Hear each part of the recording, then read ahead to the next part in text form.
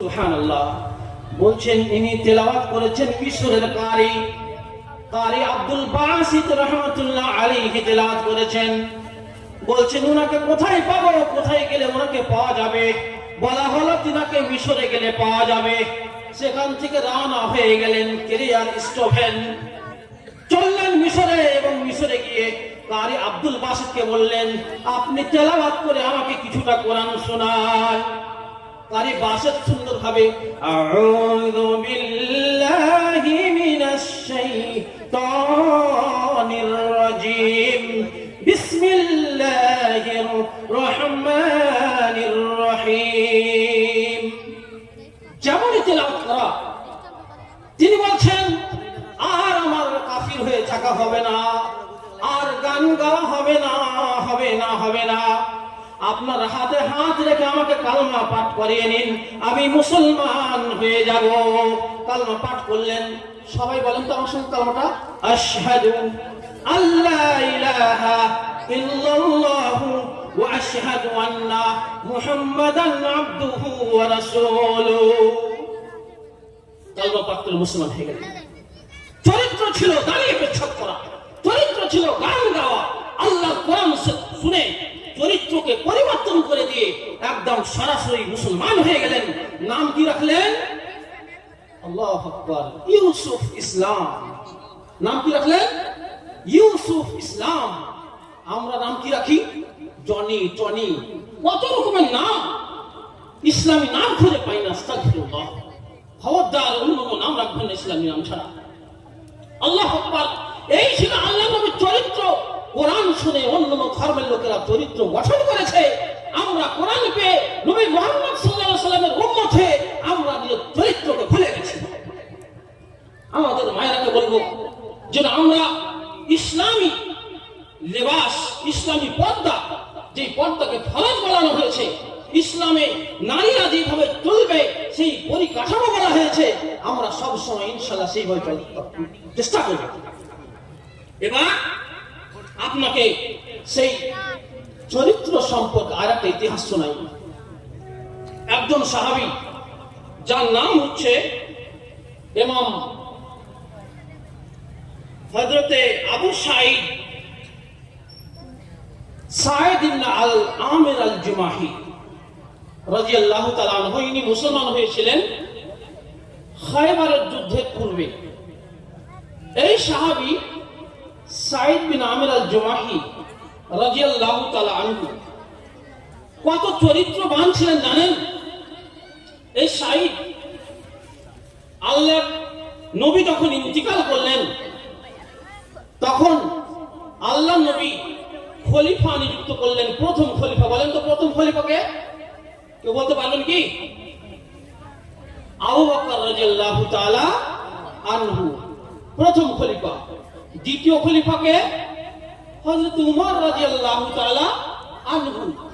উমর রাদিয়াল্লাহু তাআলা আনহু এই সাঈদ ইবনে আল আমির জুমাহিকে উনি হিমসের সেনাপতি নিযুক্ত করলেন। খুব লক্ষ্য করে শুনবেন ইতিহাসটি। হিমসের সেনাপতি নিযুক্ত করলেন। দেখেন তিনাদের চরিত্র। আমরা শুধু পার্থিব জীবনে নিজের পেট বুঝি, আমরা কোনোদিন বুঝলাম না যে এই পৃথিবীতে সবার জন্য ভাবতে হবে, সবার জন্য বুঝতে হবে। এই সাঈদ বিন আমির আল জুমাহি ইনাকে যখন গভর্নর করলেন, সেনাপতি নিযুক্ত করলেন কোথাকার? হিমসে। তো হিমসের সেনাপতি নিযুক্ত হয়ে গেলেন সাঈদ বিন আমির আল জুমাহি রাদিয়াল্লাহু তাআলা আনহু। এবার সেই হিমসের লোকদের বলা হলো, উমর রাদিয়াল্লাহু তাআলা আনহু বললেন যে আপনারা আপনাদের এলাকায় সব থেকে নিম্ন শ্রেণীর গরিব যারা, তাদের একটা তালিকা তৈরি করুন, আর তালিকা তৈরি করে আমার হাতে সেটা দিন। আল্লাহু আকবার। তিনারা কলম হাতে নিলেন, আর কলম হাতে নিয়ে তালিকা তৈরি শুরু করলেন। তালিকা করে এক দুই করে লিখতে লিখতে লিখতে লিখতে সেখানে সাঈদ বিন আমির জুমাহির নাম লেখানো হলো। এবং লেখার পরে সেই দরখাস্ত খানা উমর রাদিয়াল্লাহু তাআলা আনহুর হাতে দেওয়া হলো। উমর রাদিয়াল্লাহু তাআলা আনহু সেই দরখাস্ত পড়ছেন, লিস্টখানি পড়ছেন। সেখানে পড়তে গিয়ে দেখছেন আমার সেনাপতি সাইদ বিন আমির আল জুমাহির নাম এখানে কেন আসলো? তিনাকে আমি নেতা করেছি, নেতা হওয়ার পরেও কেন তার দুর্ভিক্ষ ছুটে নেই? হযরত উমর রাদিয়াল্লাহু তাআলা আনহু 1000 স্বর্ণ মুদ্রা প্যাকেট করলেন, আর প্যাকেট করে সাইদ বিন আমির জুমাহির জন্য পাঠিয়ে দিলেন। সেই পকেটটি যখন খোলা হলো, যখনই টাকার থলিটি খুললেন, আর খুলেই তখন তিনি বলছেন, ইন্না লিল্লাহি ওয়া ইন্না ইলাইহি রাজিউন। তার স্ত্রী দৌড়ে আসছেন, আশ্চর্য, কি গো, কি ব্যাপার? হযরত উমর কি ইন্তেকাল করেছেন? কি ব্যাপার, আপনি লিল্লাহ বলছেন কেন? তখন সাইদ বিন আমির আল জুমাহি বললেন, ওগো আমার অর্ধাঙ্গিনী, পৃথিবীর বুকে টাকা মানুষকে চরিত্র থেকে কুচরিত্রবান বানিয়ে দেয়, চরিত্র থেকে চরিত্রহীন বানিয়ে দেয়। টাকায় মানুষকে নেকি থেকে জাহান্নামের দিকে নিয়ে যায়, টাকায় মানুষকে বেশি পাপের দিকে নিয়ে যায়। তার জন্য যখন টাকার পকেটটা আমি খুললাম, তখন বললাম ইন্না লিল্লাহি ওয়া ইন্না ইলাইহি রাজিউন। যে টাকা, আমি এই টাকা চাই না, টাকা চাই না। গরিব লোকদেরকে ডাকলেন এবং ডেকে এক এক করে 1000 স্বর্ণ মুদ্রা সমস্ত বিলিয়ে দিলেন। আল্লাহু আকবার। সমস্ত টাকাগুলো কি করলেন? বিলি করে দিলেন। এবার উমর রাদিয়াল্লাহু তাআলা আনহু হিমসে আসলেন, খোঁজ খবর নেওয়ার জন্য হিমসে এসেছেন। উমর রাদিয়াল্লাহু তাআলা আনহু এইরকম ভাবে স্টেজ হয়েছে, সুন্দরভাবে আপনারা বসে আছেন, আর উমর রাদিয়াল্লাহু তাআলা আনহু বসে আছেন। আর আমি যেমন সভাপতি মহাশয়ের পাশে বসে আছি, ইমাম সাহেব আমার পাশে বসে আছেন, ঠিক সেই রকম ভাবে উমর রাদিয়াল্লাহু তাআলা আনহু বসে আছেন এবং তার পাশে সাইদ বিন আমির জুমাহিকে বসালেন। এবং বসানোর পরে এবার জনগণকে জিজ্ঞেস করছেন, ও জনগণ, বলুন সাইদ বিন আমির জুমাহি এর বিপক্ষে কোনো কারো আপত্তি আছে নাকি? এর বিপক্ষে কারো অভিমত আছে নাকি? বলো। আল্লাহু আকবার। একজন লোক দাঁড়িয়ে গেছেন, দাঁড়িয়ে গিয়ে বলছেন, হ্যাঁ আমিরুল মুমিনিন, খলিফাতুল মুসলিমিন, আমার কি অভিযোগ আছে? কি অভিযোগ? আমার অভিযোগটা হচ্ছে এই সাইদ বিন আমির আল জুমাহি আমাদের নেতা, যখন তিনি বাড়ি থেকে আসেন, যখন অফিসে এসে বসেন, তখন অনেকটা বিলম্ব করে, দেরি করে আসেন। হযরত উমর বলছেন, ও সাইদ, বলো কেন তুমি সবার কাছে দেরি করে আসো?